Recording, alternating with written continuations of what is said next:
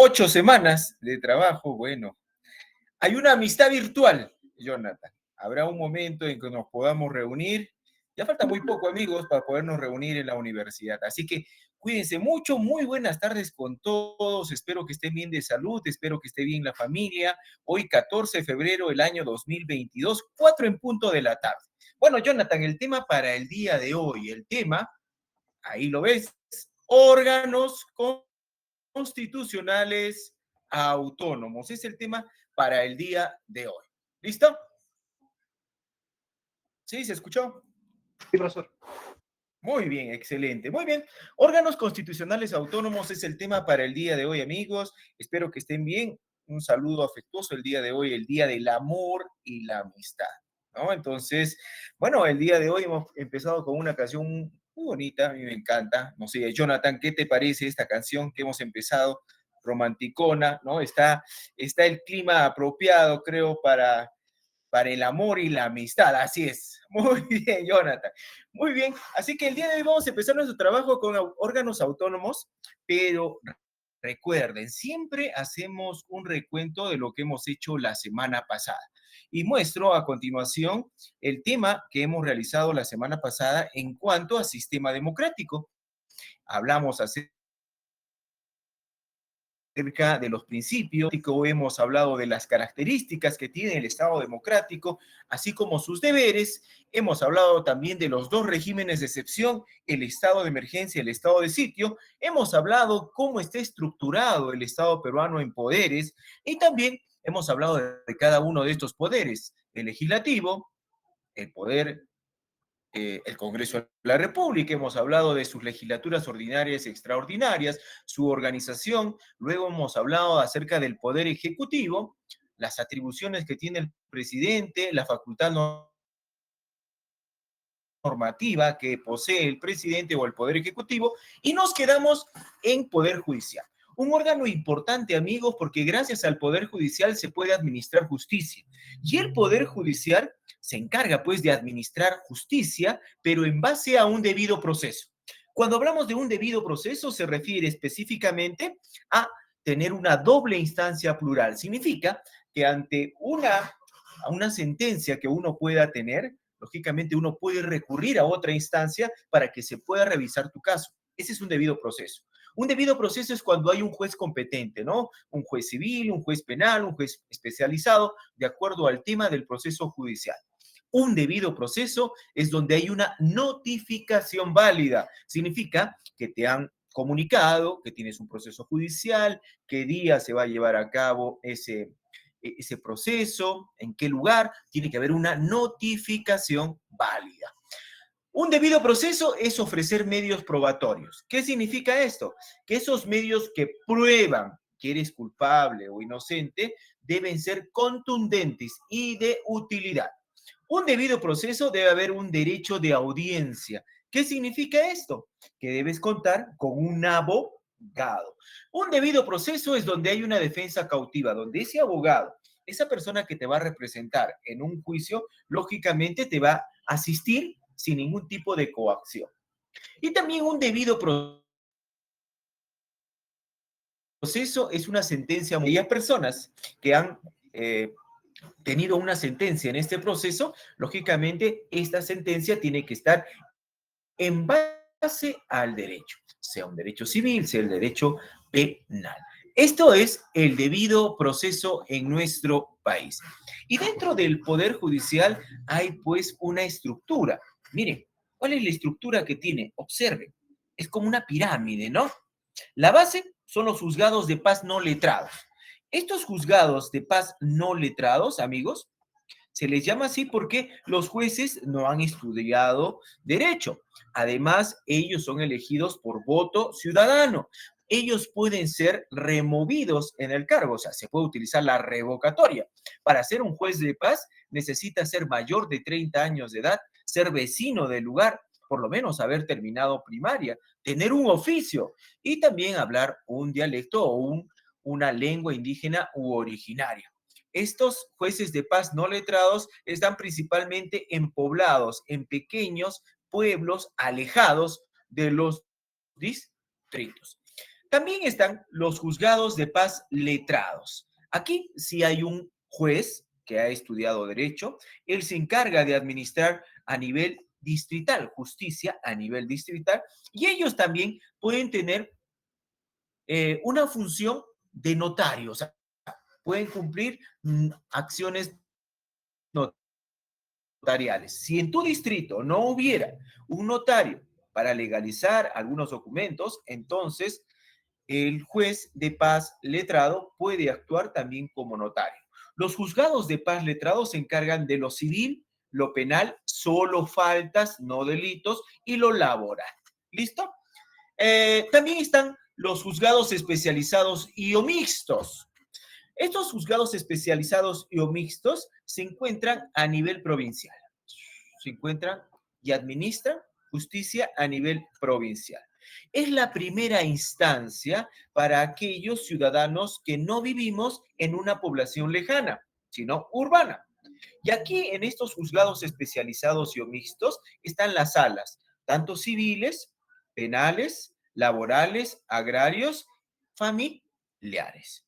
También existen las cortes superiores.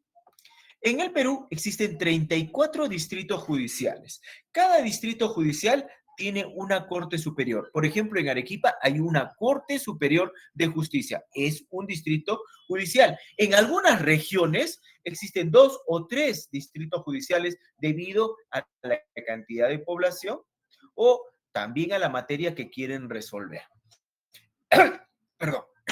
Estas cortes superiores se encargan de tener características penales, laborales, agrarias, familiares. Miren, aquí hay salas especializadas que se encargan de estos tipos de procesos. Son 34 distritos judiciales que existen hoy en día en nuestro país. Y la última instancia, la instancia deliberativa, es la Corte Suprema de Justicia, que solo existe en Lima. Miren, es a nivel nacional. Y esta de Justicia, Corte Suprema de Justicia, es deliberativa en lo que es acción civil, acción penal y acción constitucional. Miren, es importante porque a nivel nacional la Corte Suprema de Justicia es la máxima instancia del poder judicial. Miren, pero no para todos los casos, solo lo civil, lo penal y lo constitucional. Esto es el poder judicial. Tiene una unidad y exclusividad. ¿Y por qué? Porque los jueces, el poder judicial, tiene exclusividad en cuanto a sentencias. Miren, los jueces solo trabajan para el poder judicial, salvo docencia universitaria. Son independientes, ningún poder del Estado puede intervenir en las decisiones que toma el Poder Judicial. Tiene la observancia del debido proceso. Ustedes ya saben qué es un debido proceso. Miren, todo lo que debe contar un debido proceso. No ser penado sin proceso judicial. Pluralidad de instancias, ustedes pueden ver. Y no puede ser privado del derecho de defensa. Todos tienen que ir a un proceso judicial con un debido abogado. Todos contar con un abogado. Lamentablemente, en nuestro poder judicial hemos visto muchos problemas que se enfrentan en la justicia. Hemos visto que realmente el poder judicial es mal visto por los ciudadanos porque hay muchos problemas de corrupción. Y entonces hay hoy en día dentro del Poder Judicial la OJMA, la Oficina de Control de la Magistratura. Esta Oficina de Control de la Magistratura es un órgano disciplinario. Por eso habla de control de la magistratura. ¿De qué se encarga?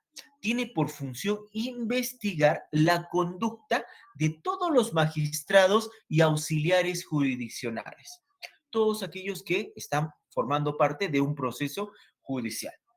Esta oficina de control de la magistratura se encarga de defender al usuario, o sea, aquel usuario, aquel ciudadano que ve que la sentencia que ha emitido ese juez no está de acuerdo a ley, pareciera que ha sido la sentencia de ese juez manipulada, entonces puede recurrir a la Oficina de Control de la Magistratura. Y de esa forma podemos identificar las áreas críticas y erradicar las malas prácticas en el servicio de justicia. Lamentablemente hemos visto que muchos jueces, muchos auxiliares del Poder Judicial, lamentablemente son corruptos. Y por eso se ha creado esta oficina de control de la magistratura. Por ejemplo, lo que sucedió en Ica. La OJMA, la Oficina de Control de la Magistratura, inicia investigación a juzgado de Ica, que absolvió a acusado de violación sexual. ¿Y ustedes saben por qué lo absolvieron al acusado de violación sexual? Porque lamentablemente la mujer que fue ultrajada, ¿sí? En su defensa, ella indicó de que sí, ella lo había conocido a estos que habían sido denunciados, pero ¿saben lo que hizo el juez? El juez dice que los magistrados argumentaron que la decisión de dejarlo libre al que había sido denunciado por violación sexual fue porque la joven usaba una ropa interior que suele usarse para momentos de intimidad. Miren el argumento utilizado por este juez. ¿Qué tal argumento, no? Y por eso lo dejaron en libertad al acusado por violación. ¿Qué sucedió? En este caso, se presentó esta queja ante la Oficina de Control de la Magistratura para averiguar realmente si la toma de decisión por parte del juez fue de acuerdo a ley. Y es que la OJMA se encarga de procesar las quejas y los reclamos ante los magistrados y auxiliares que lamentablemente no dan una buena sentencia. Aplican también las medidas disciplinarias, por ejemplo, aquellos magistrados, aquellos auxiliares que lamentablemente han recibido una coima. Y también pueden proponer, la Oficina de Control de la Magistratura puede proponer a la Junta Nacional de Justicia que se destituya a esos magistrados y auxiliares jurisdiccionales. Así que, miren, el Poder Judicial tiene su órgano de control.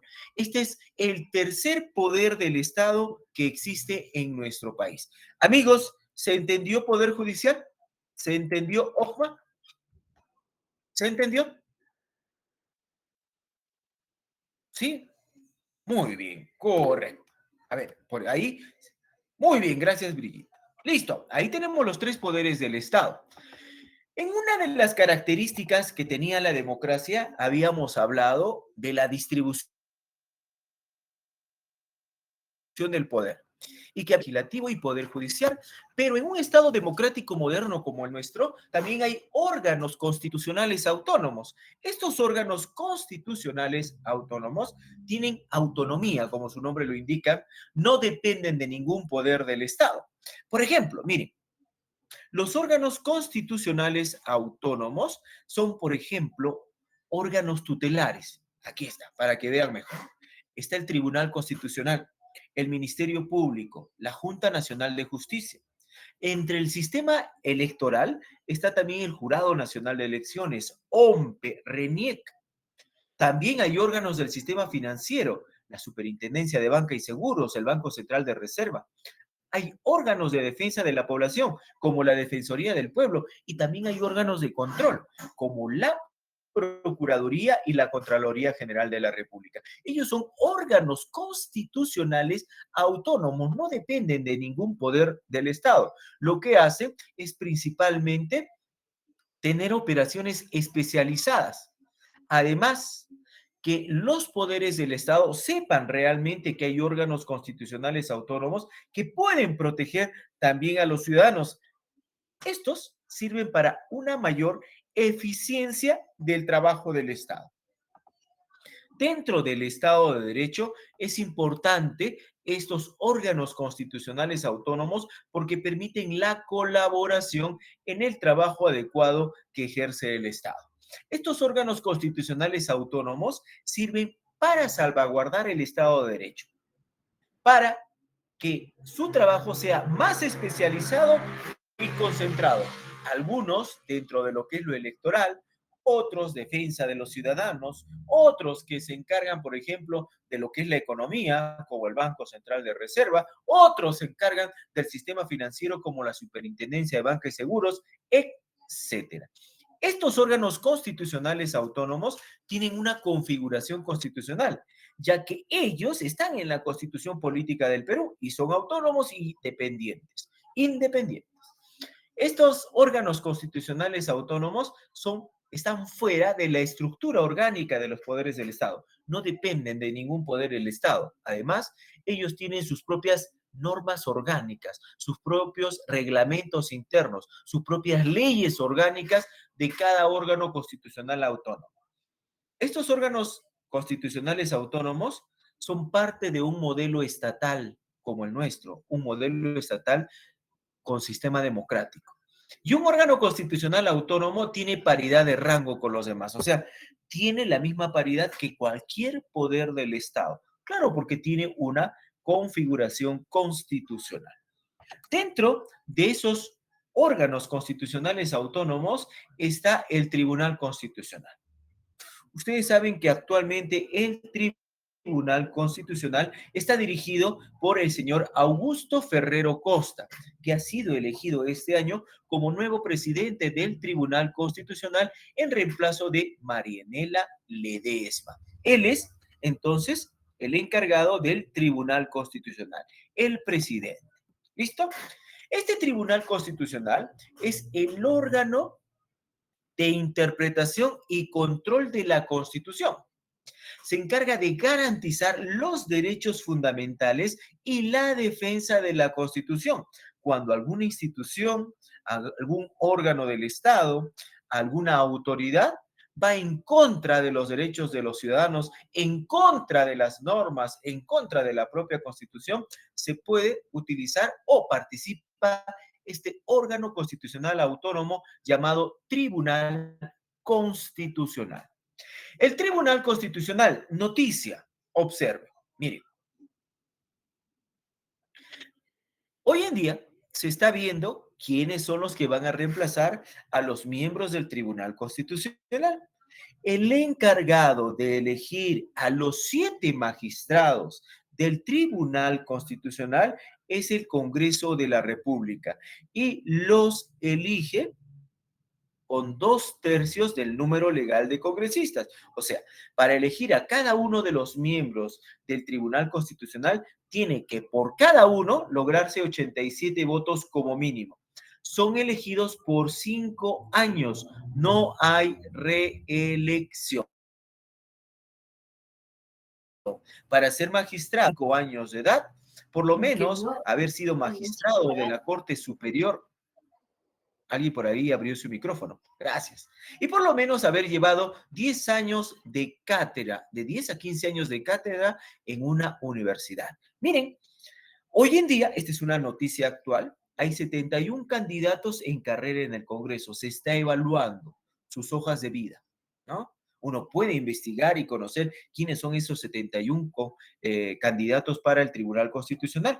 Al final, el Congreso tiene que elegir a 7 magistrados. Estos magistrados tienen inmunidad, así como lo tenían los congresistas, los miembros del Tribunal Constitucional, llamados también magistrados, tienen inmunidad. ¿Listo? Muy bien. Entonces, aquí un ejemplo de lo que son los miembros del Tribunal Constitucional.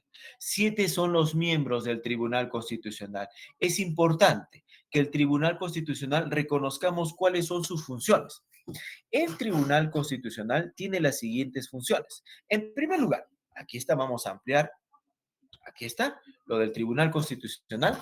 La primera función que tiene el Tribunal Constitucional es una función de conocer en única instancia la acción de inconstitucionalidad. O sea, el Tribunal Constitucional resuelve en única, es el único en resolver la acción de inconstitucionalidad. Es el único en resolver la acción competencial. Hay 2 garantías constitucionales aquí. El Tribunal Constitucional es la última instancia en resolver habeas corpus, en resolver habeas data, en resolver acción de amparo y en resolver acción de cumplimiento. En nuestro país existen 7 garantías constitucionales. ¿Es verdad? ¿7 garantías constitucionales habrá en nuestro país? ¿Es correcto? ¿Cuántas garantías constitucionales hay en nuestro país, amigos? ¿Cuántas garantías? A ver, ¿cuántas? Miren, 6. Muy bien, Gerardo. Hay 6. Miren, una, el habeas corpus, una, habeas data 2, acción de amparo 3, acción de cumplimiento 4, acción de inconstitucionalidad 5 y acción competencial 6. Y profesor, ¿cuál faltaría? Son 7, porque faltaría la acción popular. Pero ¿saben qué? ¿Por qué la acción popular no le ha unido al Tribunal Constitucional? Porque la acción popular solo la resuelve el Poder Judicial, no interviene el Tribunal Constitucional. Quiere decir que en nuestro país existen actualmente 7 garantías constitucionales. 6 de ellas, algunas son vistas en única instancia por el TC, como la acción de inconstitucionalidad y la acción competencial. 4 son vistas en última instancia en el habeas corpus, habeas data, acción de amparo y acción de cumplimiento. Y una es vista solo por el Poder Judicial, que es la acción popular. Profesor, y si en última instancia la acción de habeas corpus, data, amparo y cumplimiento es vista por el TC, ¿cuál es la primera instancia para habeas corpus, data, amparo y cumplimiento? El Poder Judicial. Primero se presenta el habeas corpus, data, acción de amparo y cumplimiento al Poder Judicial, en primera y segunda instancia. Y en última instancia, uno puede recurrir al TC. Muy bien. ¿Qué significa? Que tanto el habeas corpus, el habeas data, la acción de amparo y la acción de cumplimiento son procesos de tutela de derechos. ¿Qué significa procesos de tutela de derechos? Son procesos que protegen los derechos constitucionales, que protegen a los ciudadanos. Los procesos de control normativo es la acción de inconstitucionalidad. ¿Por qué? Porque los procesos de control normativo protegen jurídicamente a la Constitución Política del Perú frente a otras normas o leyes. Y el proceso de conflicto competencial es un proceso que permite la protección de las competencias, o sea, de las funciones que tienen las instituciones del Estado. Estos son en cuanto a las funciones del Tribunal Constitucional. Este Tribunal Constitucional tiene las siguientes características. Observen. Tal vez has escuchado hablar del Tribunal Constitucional del Perú, pero ¿sabes para qué sirve? Primero hay que entender que a pesar de llamarse tribunal, no pertenece al Poder Judicial, sino que es un organismo estatal autónomo e independiente. El Tribunal Constitucional es la máxima autoridad a la hora de interpretar la Constitución política. Está conformado por 7 magistrados que son elegidos por el Congreso y que solo se someten a la Constitución y a su propia ley orgánica.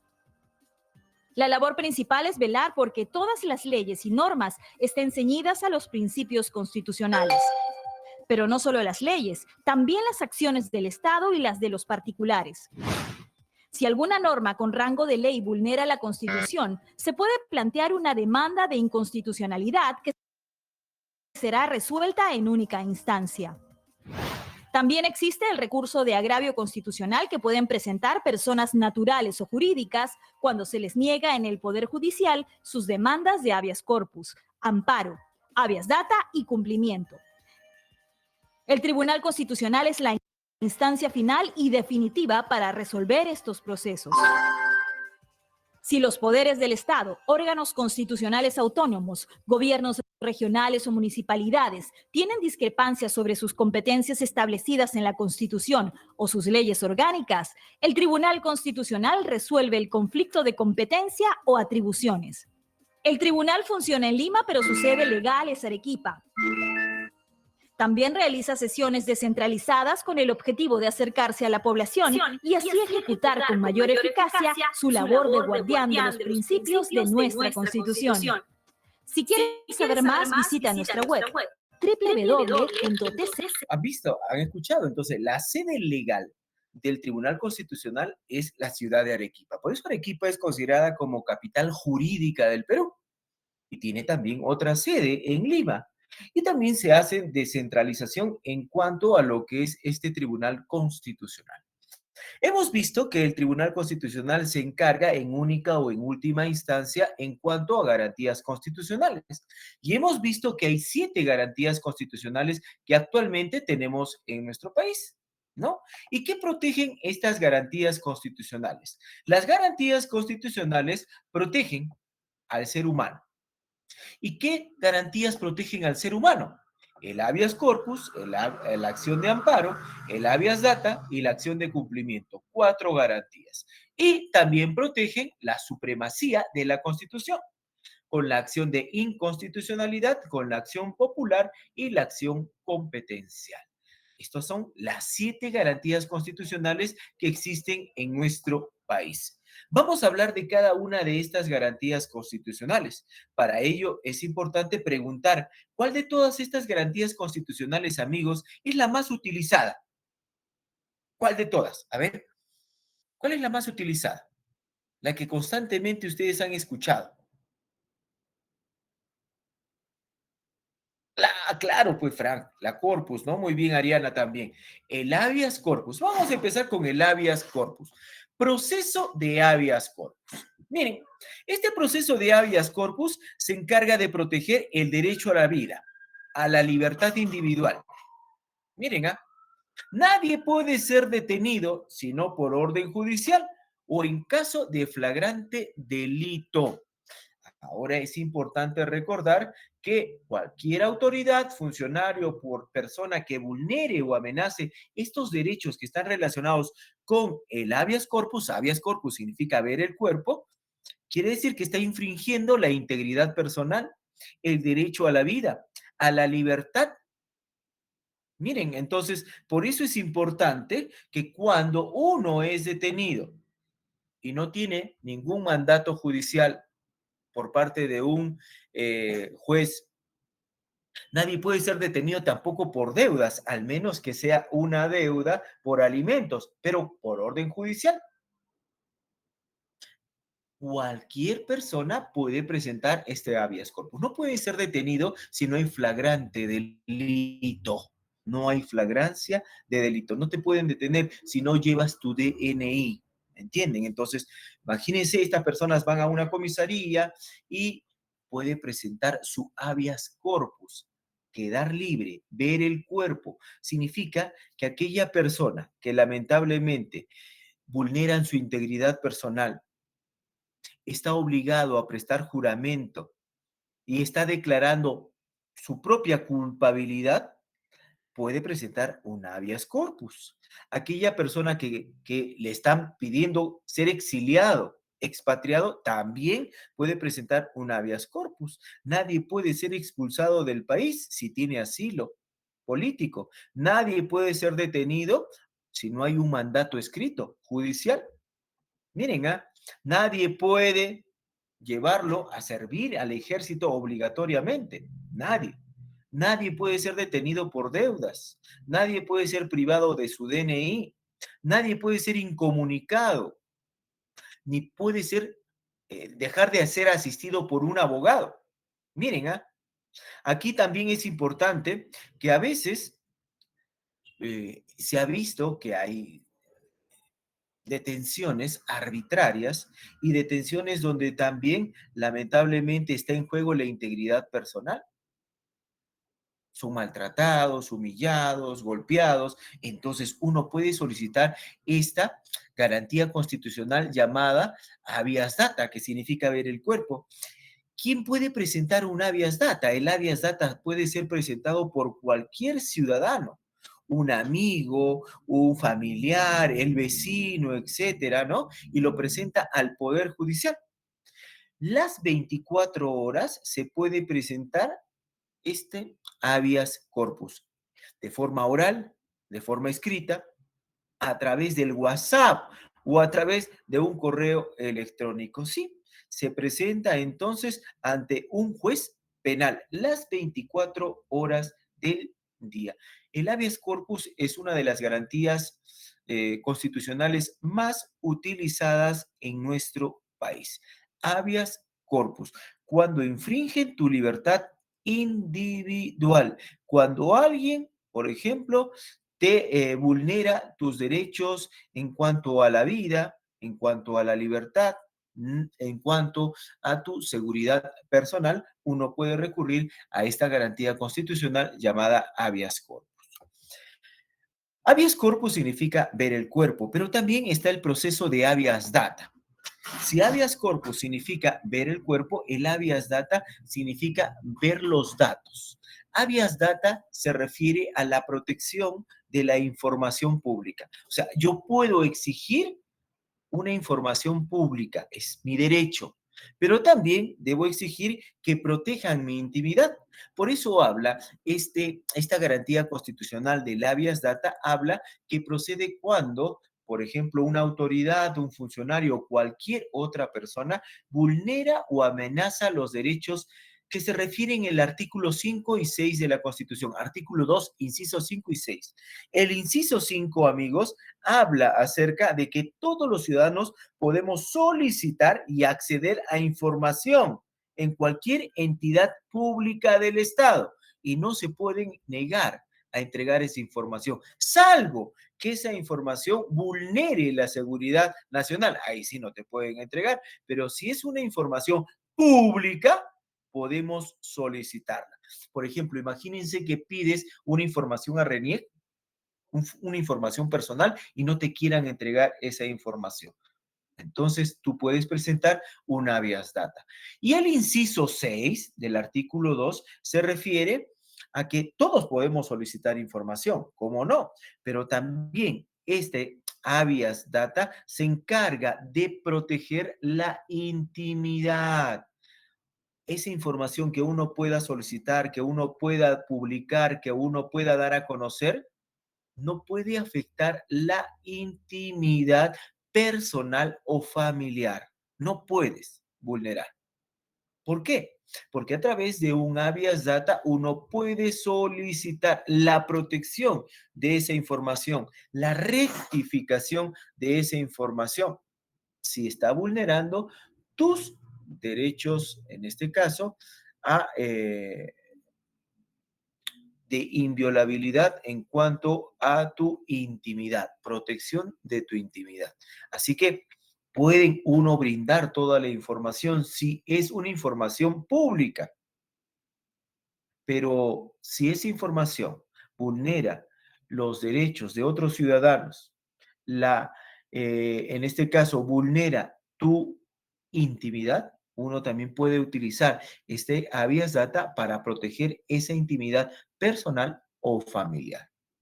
También tenemos el proceso de amparo. ¿A qué se refiere el proceso de amparo? Cuando hablamos de amparo es que esta garantía constitucional se encarga de amparar, de proteger todos aquellos derechos que no son protegidos ni por el habeas data, que protege, por ejemplo, el acceso a la información y la protección de la intimidad, o protegidos por el habeas corpus, que protege, por ejemplo, la libertad individual. Todos los demás derechos que no son protegidos ni por el habeas data ni por el habeas corpus son protegidos por la acción de amparo. Por ejemplo, llegas un día a tu trabajo y te han botado de tu trabajo. Uno puede presentar su acción de amparo. ¿Y por qué? Porque el trabajo es un derecho protegido por el amparo y además es un despido arbitrario. Y hasta que no se resuelva este proceso de amparo, tú puedes retornar nuevamente a tu trabajo. Así que, miren, aquí vemos cómo un anciano ha sido vulnerado en cuanto a la atención médica en una clínica. Nadie puede ser discriminado. Todos aquellos, o qué derechos protege, por ejemplo, la acción de amparo, la igualdad, nadie puede ser discriminado, las creencias religiosas, de información, tu opinión, tu expresión, tu creación artística, la inviolabilidad de documentos privados, tu libertad de reunión, de honor, de intimidad. Miren, tu trabajo. formar parte de sindicatos, de negociación colectiva, de huelga, propiedad, herencia, nacionalidad. Miren, todo esto forma parte de lo que es el amparo. Por eso el nombre de amparo, porque la acción de amparo o proceso de amparo se encarga de proteger todos aquellos derechos, como la libertad de expresión, la de reunión, el derecho a un debido proceso, todos aquellos que no son protegidos ni por el habeas corpus ni por el habeas data. Por eso se llama amparo. También está el proceso de cumplimiento. El proceso de cumplimiento, como su nombre lo indica, se encarga de exigir a una autoridad, a un funcionario, de reclamar que acate aquellas normas legales en actos administrativos. A veces, las propias autoridades, los funcionarios, desconocen de las nuevas normas, desconocen de actos administrativos y por desconocimiento no las aplican. ¿Qué debe hacer el ciudadano cuando ve vulnerados sus derechos? Debe presentar una acción de cumplimiento, porque gracias a esta acción de cumplimiento, ese funcionario, esa autoridad que es renuente a acatar una norma, a acatar una ley, a acatar un acto administrativo, está obligado, por eso se llama proceso de cumplimiento, está obligado a acatar ese proceso de cumplimiento, debe acatarlo.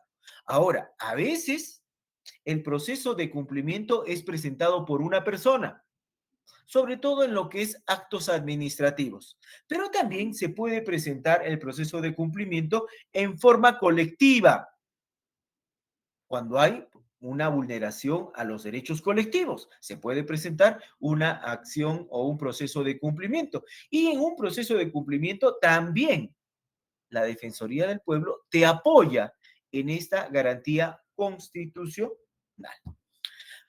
Estas cuatro garantías, que es el habeas data, el habeas corpus, el proceso de amparo y el proceso de cumplimiento, se presentan en primera y segunda instancia en el Poder Judicial.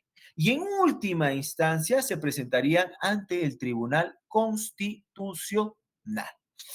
También existen dos garantías constitucionales, pero que están en base a la pirámide de Kelsen. ¿Ustedes recuerdan la pirámide de Kelsen? Esta pirámide, donde la cúspide de esta pirámide jurídica es la Constitución Política del Perú y por debajo de ella hay un sinnúmero de leyes y normas de mayor o menor jerarquía. Para estas normas con rango de ley, decretos, tratados de urgencia, reglamentos, estas se utilizan acción de inconstitucionalidad. Y para estas leyes de menor rango, reglamentos, normas, resoluciones, se utiliza acción popular. O sea que la pirámide de Kelsen te permite conocer cuándo debes utilizar esta garantía constitucional y cuándo utilizar esta garantía constitucional.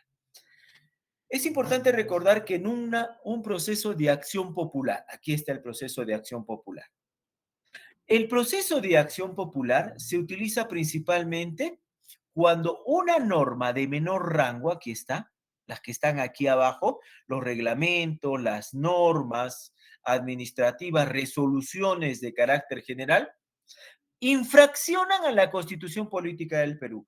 ¿Qué tal si un reglamento que se da va en contra de algún artículo de la Constitución Política del Perú? Se utiliza proceso de acción popular. Y este proceso de acción popular solo es resuelta por el Poder Judicial. Solo por el Poder Judicial. Es la competencia que tiene que resolver la acción popular. Y en cuanto al proceso de inconstitucionalidad, también si utilizamos esa pirámide de Kelsen, podemos conocer de que un proceso de inconstitucionalidad es un proceso cuando una norma con rango de ley, o sea, aquellas normas que están muy cerca a la Constitución Política del Perú, sea decreto legislativo, tratado, decreto de urgencia, reglamento, normas, ordenanzas, van en contra de la Constitución Política del Perú.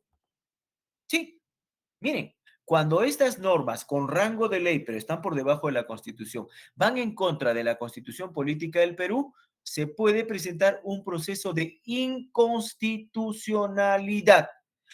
Aquí hay una noticia. Tribunal Constitucional declaró infundada demanda de inconstitucionalidad sobre la cuestión de confianza presentada por el Poder Ejecutivo, porque consideró que una ley aprobada por el Congreso, ¿no?, en cuanto a lo que es la cuestión de confianza, sea considerada como infracción de la Constitución, o sea, como inconstitucional. ¿Qué ha hecho el TC? La ha declarado esta demanda de inconstitucionalidad como infundada, presentada por el Poder Ejecutivo. Así que es importante esta pirámide de Kelsen para conocer cuándo se utiliza una acción de inconstitucionalidad y cuándo no se utiliza una acción de inconstitucionalidad.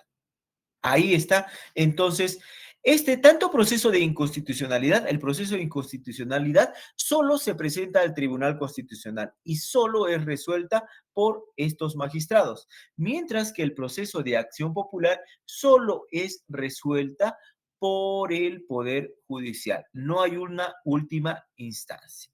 Y también hay una séptima garantía constitucional, que es el proceso competencial. Este proceso competencial se encarga principalmente de proteger a los órganos constitucionales autónomos, a los poderes del Estado. Poderes del Estado, órganos constitucionales autónomos, gobiernos locales, gobiernos regionales, todos ellos tienen atribuciones, competencias. Cada uno de ellos cumple sus funciones, pero a veces sucede que una institución, un poder del Estado, se mete en las competencias de otro poder, o entre gobiernos regionales se meten entre competencias que le pertenece a cada gobierno, o instituciones del Estado, por ejemplo. Imagínense que dentro del sistema electoral, RENIEC se meta en las competencias del Jurado Nacional de Elecciones y que RENIEC se encargue de dar sentencias judiciales en materia electoral. Esa es una competencia que le corresponde al Jurado Nacional de Elecciones. Por ende, se presenta un proceso competencial al tribunal y ellos son los que deslindan que te estás metiendo en una competencia o que esa competencia no es por parte de tu institución. Por eso se llama proceso competencial. Resuelve competencias entre poderes del Estado, entre órganos constitucionales del Estado, entre instituciones del Estado, entre gobiernos locales, entre gobiernos regionales. Este conflicto competencial lo hemos vivido, por ejemplo, durante el gobierno de Martín Vizcarra cuando cerró el Congreso de la República. ¿Qué hizo el Congreso de la República? Lo que quedó del Congreso, que era la Comisión Permanente, presentó un proceso competencial ante el Tribunal Constitucional porque, según ellos, el Poder Ejecutivo se había metido en las competencias del Congreso de la República en cuanto a la elección de los miembros del Tribunal Constitucional. Al final, el Tribunal Constitucional falló a favor ¿de quién? Del Poder Ejecutivo. Conflicto competencial. Es importante también recordar que en el proceso de inconstitucionalidad solo pueden presentar proceso de inconstitucionalidad los congresistas, el presidente de la República, con la aprobación del Consejo de Ministros, el fiscal de la Nación. Miren, también lo puede presentar los gobernadores regionales, pero con la aprobación de su consejo regional. También lo pueden presentar los colegios profesionales y también lo pueden presentar 5,000 ciudadanos. También tenemos los ciudadanos esta atribución de poder presentar una acción de inconstitucionalidad. 7 garantías constitucionales que hoy en día tenemos en nuestro país. ¿Se entendió, amigos, garantía constitucional? ¿Se entendió? Pregunta.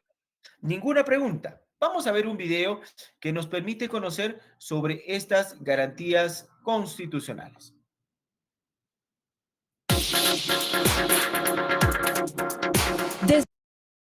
Desde niños nos enseñan que la Constitución política tiene supremacía sobre las demás leyes y en ella se garantizan nuestros derechos fundamentales.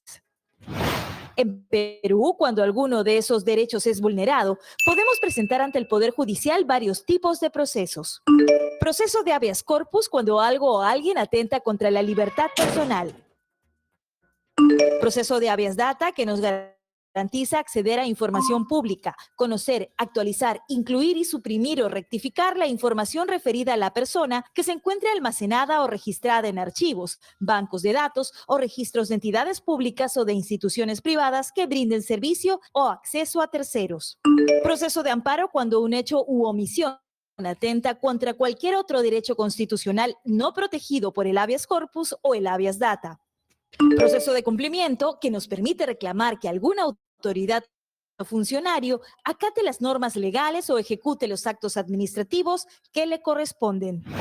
Si consideramos que el Poder Judicial en segunda instancia deniega la petición en cualquiera de estos procesos, podemos presentar un recurso de agravio constitucional. Esta vez, quien lo resuelve es el Tribunal Constitucional, que fallará en última y definitiva instancia. Los magistrados del Tribunal Constitucional también se encargan de resolver demandas en caso que una norma con rango de ley no se ajuste a la Constitución. En este caso, se puede presentar una demanda de inconstitucionalidad. Además, existe el proceso competencial que permite al Tribunal Constitucional conocer de los conflictos que se susciten sobre las competencias o atribuciones asignadas directamente por la Constitución o las leyes orgánicas que delimiten los ámbitos propios de los poderes del Estado, los órganos constitucionales, los gobiernos regionales o municipales. Si tienes un proceso en curso, recuerda que la información de audiencias, expedientes y resoluciones la puedes encontrar en nuestra página web www.tc.gov.pe. Un claro resumen de lo que son las garantías constitucionales. Por ejemplo, aquí, disolución del Congreso. TC evaluó demanda de competencial en audiencia pública. Esto sucedió durante el gobierno de Martín Vizcarra. TC, ¿qué hizo? Aquí todavía este caso del habeas corpus no llegó al TC. Este es un policía que utilizando su arma de reglamento mató a un delincuente. Este delincuente estaba huyendo, el policía pidió que se detenga, él no se detuvo, el delincuente disparó al policía, el policía repelió el ataque, disparó y le causó la muerte al delincuente. El policía tuvo que ir ¿a dónde? A un penal. Sin embargo, su abogado presentó un habeas corpus. ¿Para qué? Tenga libertad mientras dure el proceso judicial. Miren, libertad personal. Él puede llevar su proceso judicial en libertad, como lo que pasó con la señora Keiko Fujimori actualmente. Ella solicitó en primera y segunda instancia al Poder Judicial su libertad para llevar en proceso. Todavía recuerden que ella se le considera que es inocente, ¿no? Hay presunción de inocencia. Ella presentó ante el Poder Judicial, primera y segunda instancia, le negaron, y fue en última instancia al Tribunal Constitucional, donde su hermana presentó este habeas corpus y le dieron el habeas corpus. Pudo participar luego de las elecciones.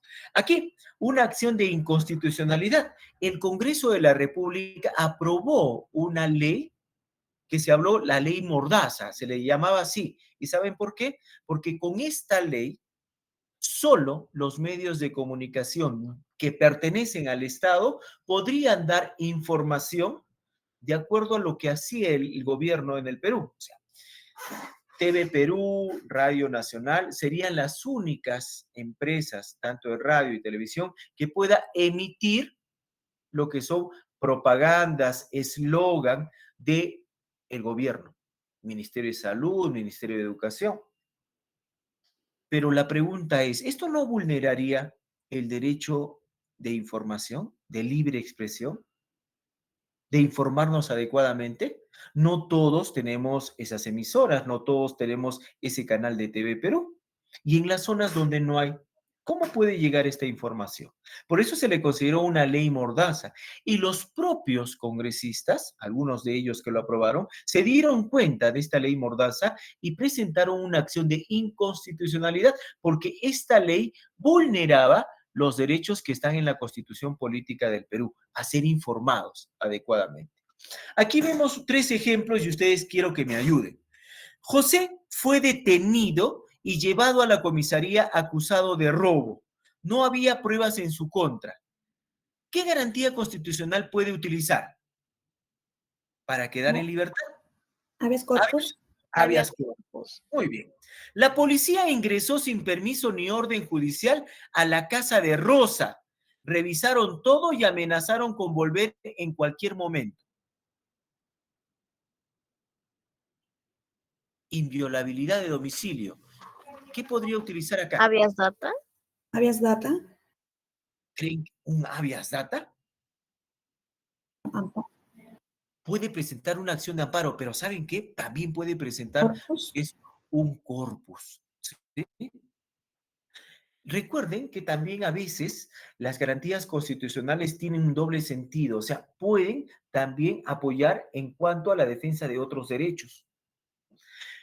El alcalde fue destituido, pero sigue dando órdenes y malgastando el dinero municipal. Ya lo han sacado del cargo. Él no está cumpliendo con una norma. ¿Qué acción? ¿Qué garantía? De cumplimiento. Muy bien, es una garantía de cumplimiento. Eso es en cuanto a las garantías constitucionales. El Ministerio Público es otro órgano constitucional autónomo. Actualmente el Ministerio Público está dirigido por la señora Zoraida Ábalos. Noticia del Ministerio Público. Observe. Fiscal de la Nación quiere decir que el Ministerio Público esté dirigido por las fiscalías. Y hay una fiscal de la Nación, la señora Zoraida Ábalos. La fiscal de la Nación inicia investigación preliminar a congresista Edgar Tello por presunto tráfico de influencias. Miren, ¿qué hace el Ministerio Público? El Ministerio Público son los fiscales. No sé si ustedes han escuchado y hablado acerca de los fiscales. Uno de estos fiscales son los que ven el caso Lavallato, ¿no? Este arequipeño. ¿Cómo se llama este fiscal conocido? José Domingo Pérez, ¿no? Es un ejemplo claro de lo que es el Ministerio Público. El Ministerio Público se encarga de defender los derechos de los ciudadanos, de la sociedad y los intereses públicos. Además, en este caso, el Ministerio Público es responsable de velar por el mantenimiento de la moral pública. Se encarga de perseguir y prevenir el delito y promover la reparación civil. ¿Alguno de ustedes ha escuchado alguna vez de la reparación civil? Una persona que fue de repente atropellada, mientras que dure el proceso judicial, ¿no? Entonces, esta persona va a tener un abogado, pero quien va a salir en defensa también de este ciudadano que lamentablemente ha sido atropellado es un fiscal, porque los fiscales trabajan de oficio. ¿Qué significa trabajar de oficio? Ellos tienen que defender a los ciudadanos, sobre todo en lo penal. Nos representan en los procesos judiciales y ellos solicitan también la reparación civil. O sea, que pueden solicitar al juez que pueda haber una reparación para esta persona que ha quedado en silla de ruedas o que está en un hospital por parte del que ha provocado ese accidente. Reparación civil. El Ministerio Público tiene diferentes niveles. Hay fiscales supremos, hay fiscales superiores, hay fiscales provinciales, pero también se pueden crear fiscalías adjuntas y fiscalías especializadas. Dentro de sus funciones que tiene el Ministerio Público está principalmente ejercer la acción penal de oficio cuando alguien lo solicita. O sea, o es que tú lo solicitas ante el Ministerio Público o el Ministerio Público le envían, lo notifica el Poder Judicial para que represente en un proceso judicial a la víctima. Miren, también se encarga de investigar el delito, hace la investigación, acusa al presunto culpable, protege a la víctima y testigos que colaboren con la justicia. Ustedes han escuchado que hay varios testigos que colaboran con el Ministerio Público para reducir sus condenas. Han visto que hay hasta testigos que son testigos anónimos. Dan su información, no se sabe quiénes son para proteger su identidad. El Ministerio Público tiene que proteger a estos testigos. El Ministerio Público también representa a la sociedad agraviada en los juicios, sobre todo a los más desprotegidos, niños, ancianos, mujeres. También se encarga el Ministerio Público de investigar el delito. El fiscal no es juez. El fiscal no da sentencias. Quien se encarga de dar la sentencia es el juez, pero el fiscal es el que acusa al presunto culpable, el que va a investigar el delito. Y al final, en base a esa investigación y en base a los argumentos que da ese fiscal, el juez es el que da la sentencia en el proceso judicial. El fiscal es el que también solicita al juez que pueda darle una condena. Como fiscal solicitamos 20 años de pena privativa a este sujeto y una reparación civil de 30.000 soles. Eso lo hace el fiscal. Pero el juez es el que al final determina en cuanto a una sentencia judicial. ¿Qué se puede denunciar al Ministerio Público? Se puede denunciar todo aquello que esté relacionado con violencia física, psicológica, sexual, uso de datos personales sin consentimiento, trata de personas, corrupción de funcionarios, estafa, robo, hurto, discriminación de cualquier tipo, cualquier acción delictiva puede ser denunciada ante el Ministerio Público. Pero recuerden que el Ministerio Público también trabaja de oficio porque es notificada por el Poder Judicial para que pueda proteger a la víctima. ¿Listo? Aquí hay un claro ejemplo. Miren, en Puno, Fiscalía pide prisión preventiva contra una madre que dejó ciego a su bebé. El esposo no la denunció y le echó ácido muriático al niño. Él es un niño, es una persona vulnerable y sabemos que el Ministerio Público se encarga de proteger a los más vulnerables, a las víctimas, y entonces protegió al niño. Y el Ministerio Público, de oficio, denunció a la madre. Actualmente la madre ya está en un penal, a pesar de que el padre no la denunció. Ese es el trabajo de oficio que tiene el Ministerio Público. Amigos, ¿se entendió? Ministerio Público. Ah, muy bien. Ah, aquí está. No, no te preocupes. Cuando hablamos que trabaja de oficio, ahí está. Miren, aquí está. Funciones. Miren, ejercer la acción penal de oficio o cuando alguien lo solicita. O sea, si tú tienes, por ejemplo, has sufrido violencia física, psicológica, puedes ir al Ministerio Público, al fiscal, y presentar tu denuncia. Ahí estás solicitando el apoyo del Ministerio Público. Pero el Ministerio Público también puede participar de oficio, como el ejemplo que les he mostrado. Si el padre no denunció, si alguien no denunció ante el Ministerio Público y luego el Ministerio Público se entera por noticias de lo que ha pasado en este lugar, el Ministerio Público de oficio denuncia a la madre. Esa es la denuncia o el trabajo de oficio que hace el Ministerio Público. La persona puede recurrir el apoyo del Ministerio Público o no. O el Ministerio Público, porque tiene esa función, puede denunciar a esta persona que ha cometido ese delito porque ese es su trabajo del Ministerio Público, defender a la víctima. Eso es de oficio. ¿Se entendió? Muy bien.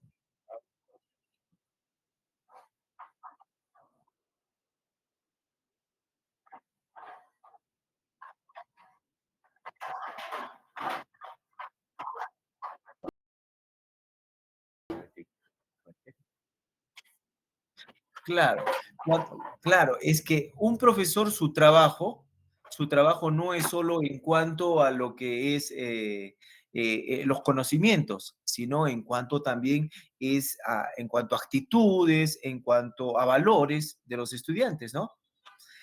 Cuando hablamos de trabajo de oficio, significa que a veces no hay denuncia frente al Ministerio Público, pero el Ministerio Público puede investigar por su cuenta o que otra persona vaya a denunciar ese delito, porque el Ministerio Público recibe denuncias de todas las personas, de la propia víctima, o puede recibir también denuncias de una persona que tenga conocimiento que otro ciudadano está siendo víctima de acoso, violencia, maltratos, trata de personas. Ellos también reciben la denuncia de otras personas, así no estén involucrados en ese acto delictivo. Ese es su trabajo de oficio. Muy bien. Dentro de los órganos constitucionales autónomos también está la Junta Nacional de Justicia. ¿Ustedes han escuchado hablar de la Junta Nacional de Justicia? ¿Alguno de ustedes se ha puesto a pensar quién nombra a jueces y fiscales? ¿Quién se encarga de nombrar jueces y fiscales? ¿Quién? ¿Quién nombra jueces y fiscales?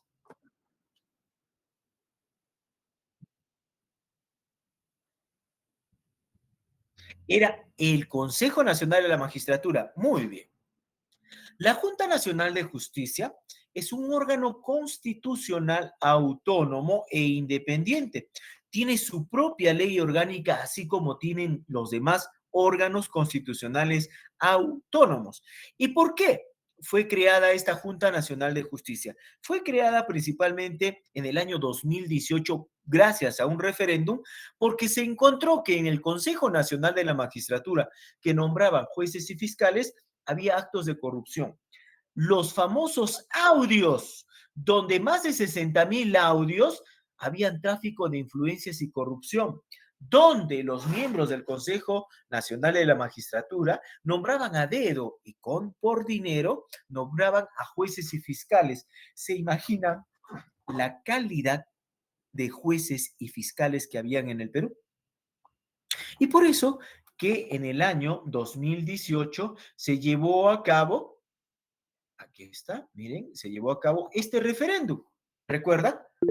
Y en la primera pregunta de este referéndum del año 2018 decía, ¿aprueban la reforma constitucional sobre la conformación y funciones de la Junta Nacional de Justicia, antes Consejo Nacional de la Magistratura? Y los ciudadanos peruanos, después de ver esos videos bochornosos, marcaron por el sí.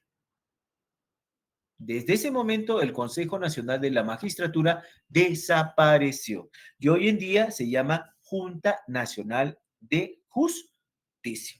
Esta Junta Nacional de Justicia tiene las siguientes competencias. Se encarga de nombrar, pero ahora previo concurso, a jueces y fiscales de todos los niveles, Se encarga también de ratificar a jueces y fiscales de todos los niveles cada 7 años. Nombrar o renovar el cargo al jefe de OMPE, de la Oficina Nacional de Procesos Electorales, y también al jefe de RENIEC, cada 4 años, que son importantes dentro del sistema electoral. La Junta Nacional de Justicia también se encarga de ejercer derecho de iniciativa legislativa. ¿Qué significa esto? Que pueden presentar proyectos de ley ante el Congreso de la República, pero de acuerdo a su materia. Y también la Junta Nacional de Justicia se encarga de presentar un informe anual al Pleno del Congreso de la República. Como ven, hoy en día, la Junta Nacional de Justicia es el encargado de nombrar tanto a jueces del Poder Judicial como fiscales del Ministerio Público en todos los niveles. Pero también los ratifica, porque luego va a evaluar cada 7 años el trabajo que han realizado como jueces y fiscales. Y también la Junta Nacional de Justicia se encarga, miren, de poder destituir del cargo a un juez, a un fiscal, por recomendación de la Oficina de Control de la Magistratura. Porque si estos fiscales han cometido un delito, perdón, estos jueces han cometido actos de corrupción en sus procesos judiciales y son enviados a la Junta Nacional de Justicia, la Junta Nacional de Justicia puede determinar de alguna forma sancionarlos y sacarlos del cargo como jueces. Miren la importancia que tiene la Junta Nacional de Justicia. Esta Junta Nacional de Justicia está conformado por 7 miembros titulares y 7 miembros suplentes, elegidos por 5 años. No puede haber reelección inmediata. ¿Y quién elige a estos 7 miembros titulares y 7 miembros suplentes? Hay una comisión que elige a estos 7 miembros titulares y 7 miembros suplentes de la Junta Nacional de Justicia. Estamos hablando del defensor del pueblo, el fiscal de la nación, el presidente del Tribunal Constitucional, la presidenta del Poder Judicial, el Contralor General de la República, un rector de una universidad privada y un rector de una universidad pública.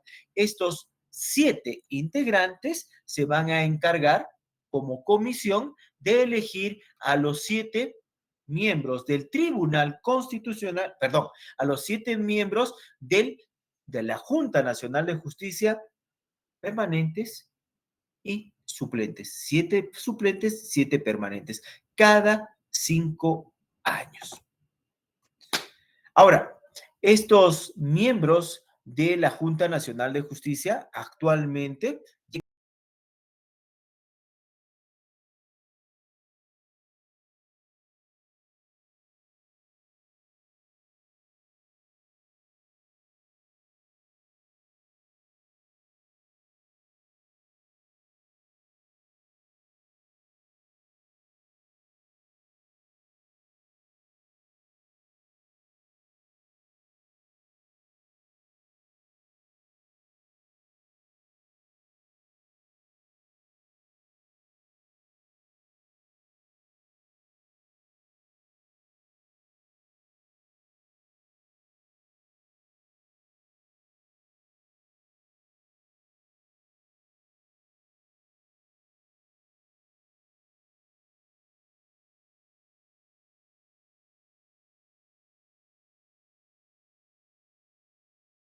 equipo especial pide pronunciamiento de la Junta Nacional de Justicia sobre denuncias contra fiscales y jueces supremos que han cometido algún tipo de corrupción. Esa es la importancia que tiene hoy en día la Junta Nacional de Justicia en nuestro país. Amigos, ¿se entendió?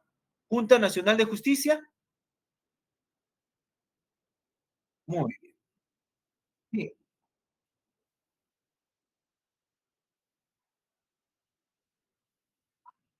claro. Lo ratifica. Cuando dice destituye, es diferente. Cuando dice ratifica, es que lo ratifica en su cargo y lo saca del cargo, porque a veces hay denuncia contra jueces en la Oficina de Control de la Magistratura. Vamos a hablar de otro órgano constitucional autónomo, pero estos están con referencia a lo que es el sistema económico. Estamos hablando de la Superintendencia de Banca y Seguros y AFPs. Esta Superintendencia de Banca y Seguros y AFPs antes se llamaba Superintendencia de Banca y Seguros, pero luego aparecieron las aseguradoras de fondo de pensiones, llamadas AFPs. Esta superintendencia se encarga de ejercer el control de todas las empresas bancarias, bancos mutuales, cooperativas, cajas municipales, de todas aquellas empresas de seguros y de todas aquellas empresas de fondos de pensiones, o sea, de las AFPs. Y es que la Superintendencia de Banca y Seguros se encarga de supervisar todo el sistema financiero, ya que el objetivo que tiene esta Superintendencia de Banca y Seguros es preservar los intereses de los que somos depositantes en un banco, de los que estamos asegurados y de los que estamos afiliados a un seguro privado. Es importante saber que la Superintendencia de Banca y Seguros no se mete con, por ejemplo, la ONP, que es la Oficina de Normalización Previsional. que eso pertenece al Estado, no se mete. Tampoco se mete con las cajas militares ni las cajas policiales, pero todo aquello que represente un sistema financiero privado, particular, una AFP o un seguro privado, la Superintendencia de Banca y Seguros se encarga de proteger los intereses de los que depositamos el dinero, los que estamos o los que hemos comprado un seguro de vida y de los que estamos afiliados a una AFP. Se encarga de regular y supervisar todo el sistema financiero, todo el sistema financiero, todo aquel sistema que maneja dinero de un aportante, de un ahorrista o de aquel que compra un seguro. Y también se encarga de prevenir y detectar el lavado de activos. Ya ustedes saben que el lavado de activos está relacionado con la corrupción. Y también se encarga, cómo no, de luchar contra el financiamiento del terrorismo. Les expliqué a ustedes también que durante los 20 años de terror hemos visto que el narcotráfico está unido al terrorismo y que muchos involucrados con Sendero Luminoso en el BRAE están lavando dinero, lavado de activos y también estas organizaciones criminales financian los actos terroristas o la compra de armamentos y lo hacen de forma bancaria en algunos casos. Es ahí donde la Superintendencia de Banca y Seguros tiene 4 mandatos importantes. Busca la estabilidad financiera, que todas las instituciones que manejen dinero de los depositantes, de los asegurados y también de los afiliados a, a las AFPs tengan solidez, sepan realmente que donde han depositado su dinero, de donde han comprado su seguro o donde está su AFP, sea una empresa estable, con solidez y que esté autorizada por la Superintendencia de Banca y Seguros y AFPs. También busca la integridad financiera. ¿Qué significa? Que la Superintendencia de Banca y Seguros previene el lavado de activos y el financiamiento del terrorismo a través de la Unidad de Inteligencia Financiera, una unidad que se encarga de que se conozca de dónde proviene este dinero y combate el lavado de activos y el financiamiento del terrorismo. Un tercer mandato es velar por los consumidores, velar por aquellos ciudadanos que han comprado, por ejemplo, un seguro, que tienen, por ejemplo, cuentas de ahorros, para que ellos reciban un trato justo, una información adecuada, oportuna, cuál es el interés que ganan, en qué se está utilizando sus aportes en la AFP, cuánto ha crecido su AFP, etcétera. Y un cuarto mandato es la protección social, porque la Superintendencia de Banca y Seguros se encarga de proteger a los ciudadanos para mejorar sus pensiones. Es importante recordar que la Superintendencia de Banca y Seguros se encargan también de brindarte un reporte de deuda, si tienes alguna deuda en el sistema financiero. También te entrega constancias del estado de afiliación en cuanto a las AFPs. Y también acepta reclamos. De repente tienes algún reclamo en cuanto a tu AFP, puedes presentándolo ante la Superintendencia de Banca y Seguros. Por ejemplo, lo que ha pasado hace muy poco con Presta Perú y ahora último con Credicor. Cuando uno tiene un dinero y quiere guardarlo en un banco, mutual, cooperativa, tiene que conocer que esa institución esté autorizada por la Superintendencia de Banca y Seguros. Sucedió con Presta Perú, que muchos ciudadanos depositaron este dinero en esta cooperativa, pero no estaba autorizada por la Superintendencia de Banca y Seguros. Cuando la Superintendencia ingresa a Presta Perú y solicita informes y reportes del dinero de los ahorristas, ellos no sabían qué decir. Y es que el dinero lo habían prestado y no lo habían devuelto. No había dinero para devolver a los ahorristas. No había una solidez de esta cooperativa y mucho menos no estaba registrada. ¿Y qué hizo la superintendencia? Liquidó a esta empresa, la cerró a esta cooperativa. Profesor, y los ahorristas han perdido sus ahorros. La superintendencia ha liquidado esta cooperativa y lo que ha vendido de sus inmuebles o de los pocos ahorros que han encontrado, han tratado de devolver a los ahorristas. ¿Quieres comprar un seguro? Que ese seguro esté autorizado por la SBS. quieres depositar tu dinero en un banco, mutual, cooperativa o solicitar préstamos, que esa cooperativa, esa caja de ahorros, esa caja municipal esté autorizada, ese banco está autorizado por la superintendencia. ¿Se dan cuenta? ¿Quieres conocer que tu AFP es rentable? Puedes pedir información e ingresas a la Superintendencia de Banca y Seguros en su página web. Y dentro del sistema monetario está el Banco Central de Reserva del Perú. El Banco Central de Reserva del Perú es un órgano constitucional autónomo creado en 1922, pero en 1922 solo se conocía con Banco de Reserva del Perú. Recién en 1931 cambia el nombre al Banco Central de Reserva del Perú. Esto gracias a una misión Kerenmer que vino desde Estados Unidos para este sistema monetario en nuestro país. Tiene toda una historia este Banco Central de Reserva del Perú, pero su finalidad primordial es preservar la estabilidad monetaria. Es muy difícil. En nuestro país se ha elevado la inflación por esta pandemia y la inestabilidad política, social que existe en nuestro país. Se ha elevado la inflación. Y cuando se eleva la inflación, amigos, hay problema en nuestra moneda. ¿Por qué? Porque cuando hay inflación, se devalúa nuestra moneda. Observa este video. La finalidad del Banco Central de Reserva es preservar la estabilidad monetaria. Por ser esto de especial importancia para la vida económica del país, la Constitución le otorga autonomía al Banco Central para realizar su trabajo técnico y mantener el valor de nuestra moneda, el sol. Existe estabilidad monetaria cuando en promedio los precios de los productos que consumimos y el costo de los servicios que demandamos no varían demasiado. Cuando hay estabilidad de precios, las personas y empresas pueden comprar, ahorrar, invertir o planificar su producción y sus ventas con tranquilidad. Esto promueve el crecimiento económico y la creación de trabajo en beneficio de todos.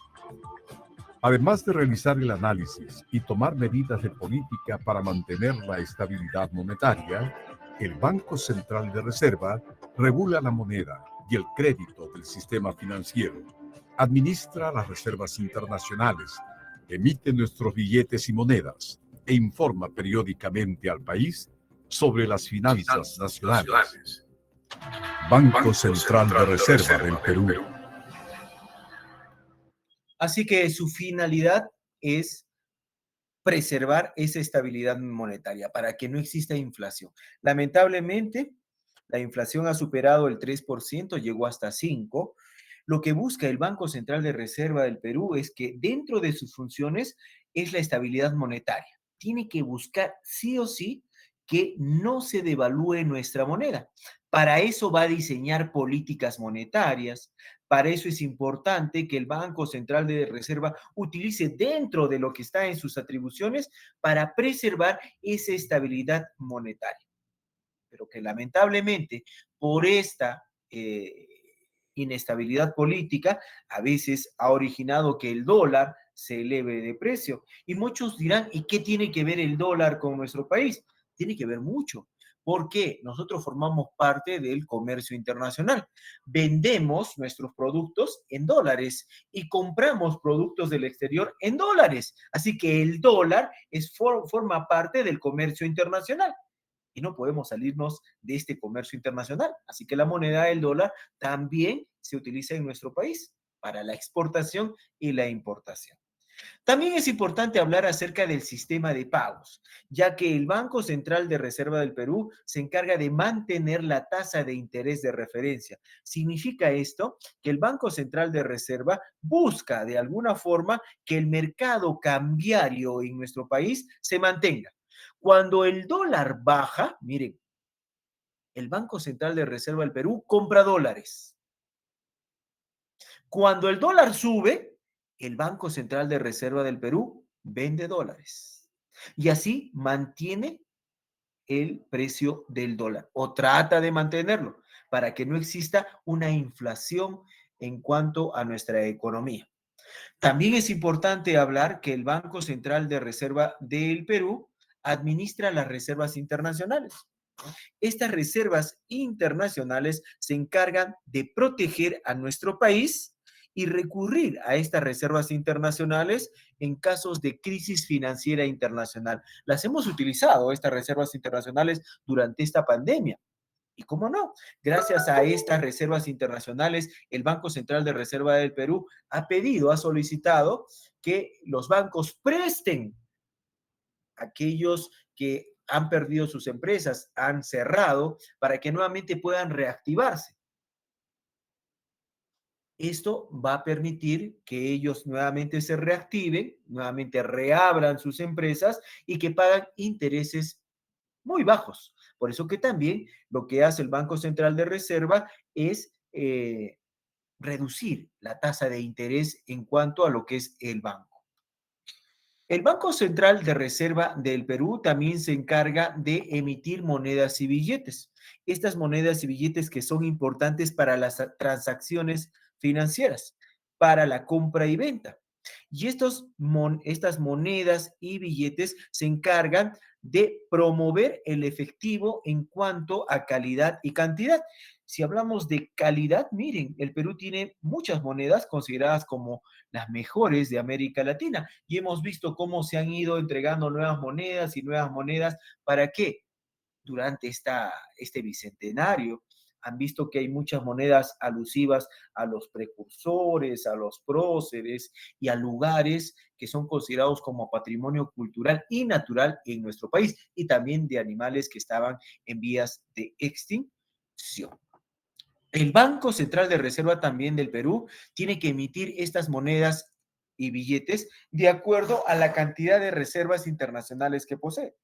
No puede emitir monedas y billetes si no tiene reservas internacionales, como lo que pasó durante el gobierno de Alan García, ¿no? ¿Se acuerdan del caso La Maquinita, donde fabricaban monedas y billetes, pero no tenía ningún respaldo en reservas internacionales? Y así originó la hiperinflación en nuestro país. Y también el Banco Central de Reserva del Perú se encarga de difundir información económica de manera periódica para que los ciudadanos podamos conocer en esta información a través de resúmenes de diario, de semanarios, la inflación, los reportes, la tasa de interés,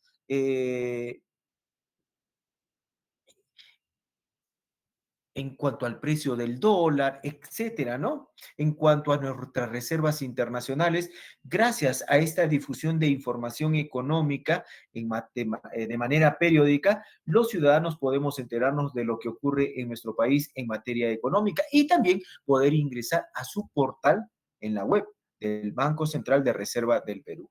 Es importante saber que el Banco Central de Reserva del Perú también ha visto un problema, que hay mucha falsificación de monedas y billetes. Por eso se creó la OCN, que es la Oficina Central de Lucha contra la Falsificación de Numerarios.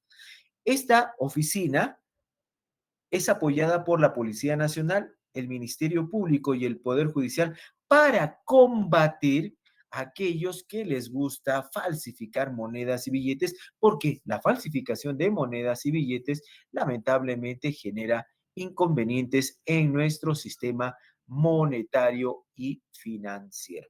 Como ven, estas son las funciones que tiene el Banco Central de Reserva del Perú. Amigos,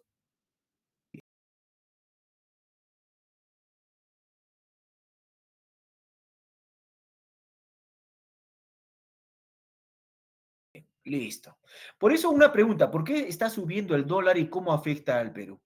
Lógicamente afecta al Perú porque tenemos que pagar más soles por un dólar. Y alguien dirá, ¿y por qué no dejamos el dólar? Ya les expliqué, porque formamos parte de un comercio internacional. Compramos y vendemos en dólares. Si sube mucho el dólar, problemas para nuestra economía.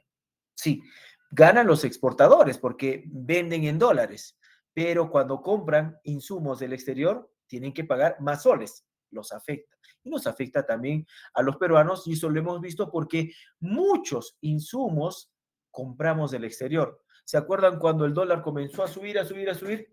El precio del pollo, comenzó a subir. Y muchos dirán, ¿y qué? ¿No hay pollos en el Perú? Sí, pero los alimentos del pollo es el maíz. Y el maíz, no somos exportadores de maíz, somos importadores. E importamos en dólares. Amigos, ¿se entendió? Sí. No hay preguntas. No hay preguntas, gracias. Jonathan, me despido, cuídate mucho, nos vemos hasta la próxima semana. Cuídense mucho y que pasen un bonito día. Nos vemos. Pásenla en familia. Cuídense. Hasta la próxima semana. Nos vemos, Brigitte. Hasta la próxima semana. Nos vemos, cuídense. Nos vemos.